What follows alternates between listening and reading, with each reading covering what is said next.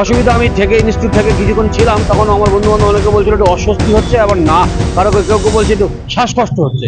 আমরা তো একটু ভয় পাচ্ছিলাম ব্যাপারটা আদৌ কি ব্যাপার না ব্যাপার। এরকম রায়গঞ্জে আমি কোনোদিনও সম্মুখীন হইনি যে এরকম ধোঁয়া হচ্ছে। আমাদের নজরদারি আছে, তা সত্ত্বেও এটা অনেক সময় অসতর্কতার জন্য যারা ওখানে পুরোতে যায় তারা বিড়ি সিগারেট ফেলে দিতে পারে। এই ধরনের অসতর্কতার থেকেই এই জিনিসগুলো হয়, আগুনটা লেগে যায়। রাতের শহরে আচমকায় ধোঁয়া, ধোঁয়ায় ডুবে যায় শহর রায়গঞ্জ।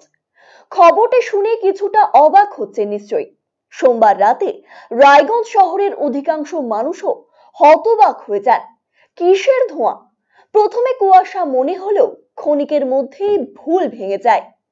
কুয়াশা নয়, একেবারেই ধোঁয়া, তাও আবার গন্ধযুক্ত। অনেকেই ভয়ে আঁতকে ওঠে, কি জানি কোনো অলৌকিক কাণ্ড নাকি।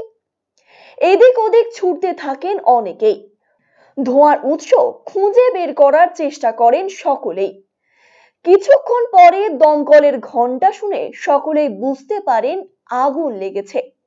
কিন্তু কোথায় লাগলো এমন আগুন যার ফলে গোটা শহরে ধোঁয়া?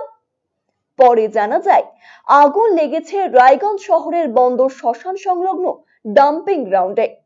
সেখানে বজ্র পদার্থের মধ্যে হঠাৎই আগুন লাগে, ফলে শোরগোল ছড়িয়ে পড়ে এলাকা জুড়ে। অমিতাভ নামের এক ব্যক্তি জানিয়েছেন, রাতে ইনস্টিটিউটে বসেছিলেন তিনি, হঠাৎ দেখতে পান ধোঁয়া। শোনা যায় বাস স্ট্যান্ড কিংবা ঘড়ি মোড়ের দিকে অনেক বেশি ছিল ধোঁয়ার পরিমাণ। অনেকের গন্ধযুক্ত এই ধোঁয়ায় শরীর খারাপ লাগে, অস্বস্তিও হয়, শ্বাস নিতে সমস্যা হয় অনেকেরই। পরে জানা যায় ডাম্পিং গ্রাউন্ডে আগুন লেগেছে। রায়গঞ্জ শহরে আগে এমন ধোঁয়ার কাণ্ড দেখেনি কেউই। এটা আমিও দেখছিলাম। আমি সন্ধ্যাবেলায় যখন দোকানে আসি তার কিছুক্ষণ পরে দেখতে পাচ্ছি গোটা রায়গঞ্জে কেমন ধোঁয়া ধোঁয়া লাগছে, এবং তারপরে আমার বন্ধু বান্ধবের সঙ্গে কথা হয়, ওরা বললো নাকি বাস স্ট্যান্ডের দিকে আরো বেশি এবং ঘড়িমোড়ের দিকে আরো বেশি, দেখা যাচ্ছে না। তো আমরা পরে জানতে পারলাম এই গার্বেজ শ্মশান, এখন যে গার্বেজ আছে সেখানে নাকি নিজের থেকে আগুন ধরে যায় ওই গ্যাসে গার্বেজ ফেলতে ফেলতে, সেই ধোঁয়া নাকি গোটা রায়গঞ্জে ছড়িয়ে গেছে। আদৌ জানি না এটা সত্যি কিনা।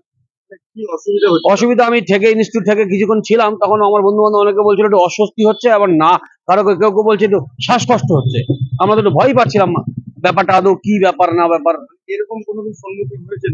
এরকম রায়গঞ্জে আমি কোনোদিনও সম্মুখীন হইনি যে এরকম ধোঁয়া হচ্ছে, একটু অস্বস্তি ফিল হচ্ছে। রাহুল রায় নামের আরেক শহরবাসীও প্রতিক্রিয়া দিতে গিয়ে জানিয়েছেন, খুব ধোঁয়া, সাথে গন্ধ, এতেই আতঙ্ক ছড়ায়। পরিস্থিতি কিছুটা অস্বাভাবিক হয়ে ওঠে। প্রথমে ভেবেছিলেন কুয়াশা, পরে ভুল ভেঙে যায়। এরকম ঘটনা আগে কখনো ঘটেনি। প্রথমত আমিও ভেবেছিলাম যে এটা একটা কুয়াশা সংক্রান্ত ব্যাপার, কিন্তু এর স্মেলটা যেটা আছে, মানে একটা গন্ধের ব্যাপার আছে, গন্ধটা ঠিক কুয়াশার মতো না। তো আমি রায়গঞ্জের নানান দিক পরিক্রমা যখন করেছি তখন তাতে যা বোঝা যাচ্ছে যে এটা কুয়াশার না, কিন্তু কোথা থেকে এই মানে ধোঁয়াটা আসছে কিছু বোঝা যাচ্ছে না। কিছু বিষয়ে বুঝতে পারছি না, মানে স্মেলটা যখনই আসছে একটু নাকের মধ্যে মানে একটু মানে মানে ভালো ফিল হচ্ছে না। না, এর আগে কখনো দেখা যায়নি। তবে পৌর প্রশাসক সন্দীপ বিশ্বাস জানিয়েছেন, গোটা শহরে নয়, রায়গঞ্জের দক্ষিণ অংশে ধোঁয়া দেখা যায়। ডাম্পিং গ্রাউন্ডে আগুন লেগে গিয়েছিল অসতর্কতার কারণেই।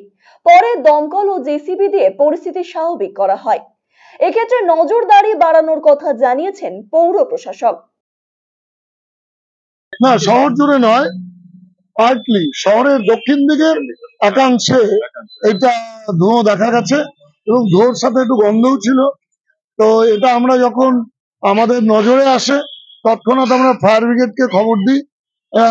ফায়ার ব্রিগেড থেকে গিয়ে আগুন নেভানোর ব্যবস্থা করে, এবং আমার রায়গঞ্জ পৌরসভার জেসিপি দিয়ে সেখানে আগুনকে আরো ওঠানোর চেষ্টা করা হয়, যাতে পরবর্তীতে আবার আগুন লেগে না যায়। সেই জন্য পুরোটাই জল দিয়ে নেভানোর ব্যবস্থা হয়েছে।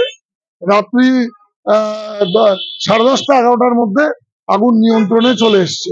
এটা অসতর্কতার জন্য আমাদের বন্দর শ্মশান ডাম্পিং গ্রাউন্ডে আমাদের নজরদারি আছে, তা সত্ত্বেও এটা অনেক সময় অসতর্কতার জন্য যারা ওখানে পুরোতে যায় তারা বিড়ি সিগারেট ফেলে দিতে পারে।